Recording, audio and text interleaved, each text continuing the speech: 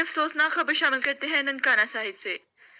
Nankana Sahib housing colony बामा वाली गली में नामालूम अफराद ने घर में घुसकर फायरिंग की, जिसके नतीजे में 70 साल मिराज बीबी, 50 साल अंसर बीबी समेत एक नौजवान 30 साल कैसर जिंदगी की बाजी हार गया। पुलिस ने मौका पर पहुंचकर नाशों को तहवील में लेकर तफ्तीश शुरू कर दी है और नाशों को पोस्टमार्टम के लिए डीएच को अस्पताल मुंतकिल कर दिया गया है।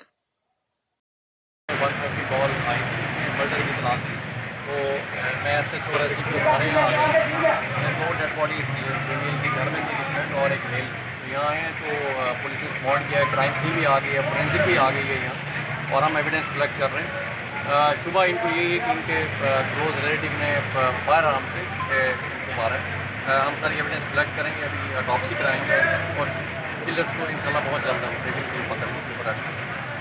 ओके।